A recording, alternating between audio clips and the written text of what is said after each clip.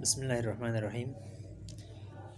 ہم بر اعظم شمالی امریکہ کے بارے میں پڑھ رہے تھے اور ہمارے پچھلے لیکچر میں اس کانٹیننٹ کا ایک مختصر تعارف پیش کیا۔ آج ہم اس کے اگلے ٹاپک پر ڈسکس کریں گے، اور آج کا ہمارا جو ٹاپک ہے وہ ہے شمالی امریکہ کی آباد کاری۔ شمالی امریکہ کی جو باقاعدہ دریافت ہیں وہ 1492 میں کولمبس نے کیا۔ کولمبس یورپ سے ایک نئے راستے کے ذریعے سے، سمندری راستے کے ذریعے سے ایشیا جانا چاہتے تھے، اور اس کا یہ خیال تھا کہ اس نے مشرقی ایشیا پہنچے ہیں، لیکن بعد میں اسے معلوم ہوا کہ وہ جس مقام پر پہنچے ہیں وہ مشرقی ایشیا یا ایشیا نہیں، بلکہ وہ ایک نئے براعظم پر پہنچے ہیں۔ آپ میپ پر دیکھ سکتے ہیں جن راستوں سے کولمبس سمندری راستے سے آئے، اور اس کے بعد کولمبس شمالی امریکہ کے قریب ویسٹ انڈیز کے جو جزائر ہیں ان جزائر تک پہنچے، اور اس نے یہ خیال کیا کہ وہ ایشیا پہنچے ہیں، لیکن بعد میں اسے معلوم ہوا کہ دراصل وہ جس جگہ پہنچے ہیں وہ ایشیا نہیں ہے بلکہ ایک نیا براعظم ہے۔ کولمبس کے شمالی امریکہ آمد کے بعد یورپ کے مختلف اقوام شمالی امریکہ کی طرف آئے، شمالی امریکہ اور جنوبی امریکہ دونوں کانٹیننٹس کی طرف۔ تو 1497 میں جان کیبٹ اپنی ٹیم کی طرف کے ساتھ یہاں آئے، اور مشرقی علاقے جو ہیں شمالی امریکہ کے ان جزائر پر پہنچے جن میں نیو انگلینڈ اور نیو فاؤنڈ لینڈ شامل تھے۔ جان کیبٹ جن راستوں سے آئے اور جن جزائر پر پہنچے ہیں وہ آپ میپ پر دیکھ سکتے ہیں۔ یہ اس نقشے پر بھی آپ دیکھ رہے ہیں کہ نیو فاؤنڈ لینڈ کے علاقوں تک وہ پہنچے۔ یہ جو نقشہ ہے اس پر بھی آپ کو دکھایا جا رہا ہے کہ جان کیبٹ سمندری راستوں سے آ کر نیو فاؤنڈ لینڈ کے جزائر پر پہنچے۔ 1534 سے لے کر 1604 کے درمیان جو فرانسیسی ہے وہ دریائے سین لارنس، دریائے کیوبیک اور نوا اسکوشیا کے بڑی جھیلوں کے پار براعظم کے اندرونی حصوں تک داخل ہو گئے۔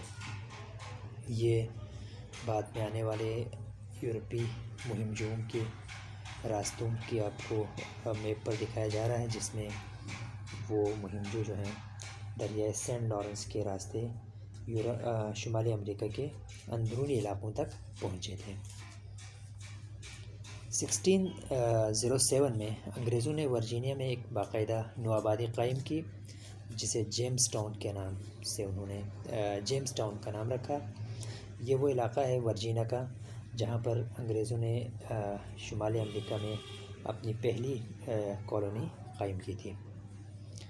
1763 میں فرانسیسیوں اور انگریزوں کے درمیان اس براعظم پر قبضے کے لیے یا غلبے کے لیے آپس میں بہت سی لڑائیاں بھی ہوئی، لیکن ان لڑائیوں میں فرانس کو شکست ہوئی۔ ان جنگوں میں انگریزوں کا جو پلڑا ہے وہ بھاری رہا۔ جولائی 1776 تک مختلف یورپی اقوام نے شمالی امریکہ کے مختلف علاقوں پر قبضہ کر کے کالونیاں قائم کر کے رکھی، لیکن 1776 میں USA وجود میں آئی۔ اس وقت یونائٹڈ اسٹیٹس آف امریکہ جو ہے وہ 13 مشرقی ریاستوں پر مشتمل تھا، اور ان ریاستوں نے برطانیہ سے آزادی حاصل کی اور ایک نئے ملک یونائٹڈ اسٹیٹس آف امریکہ کی بنیاد رکھی۔ آپ نقشے پر دیکھ رہے ہیں یہ وہ اسٹیٹس ہیں جو ابتدا میں یونائٹڈ اسٹیٹس کا حصہ تھے۔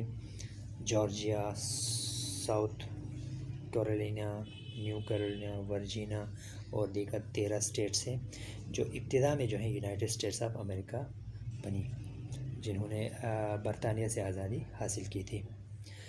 آج براعظم شمالی امریکہ 20 سے 23 آزاد ممالک پر مشتمل ہیں، اور ان 23 ممالک میں سے کینیڈا، USA اور میکسیکو کافی بڑے اور اہم ممالک ہیں، اور ان تینوں ملکوں نے براعظم کا 90% جو رقبہ ہے وہ گیر رکھا ہے، جبکہ بقیہ جو 10% ہیں اس پر دیگر ممالک مشتمل ہیں۔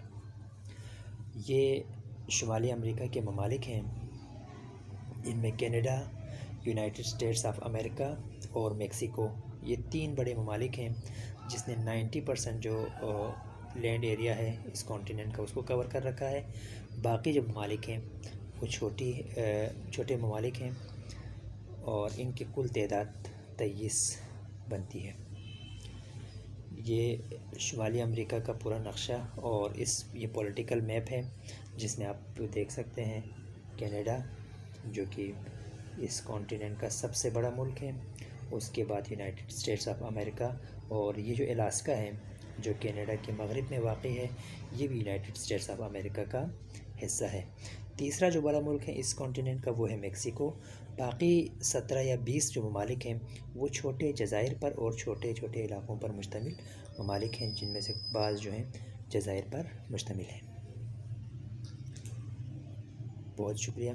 اس سے اگلا جو ٹاپک ہے وہ انشاءاللہ ہم اگلے لیکچر میں آپ کو پیش کریں گے.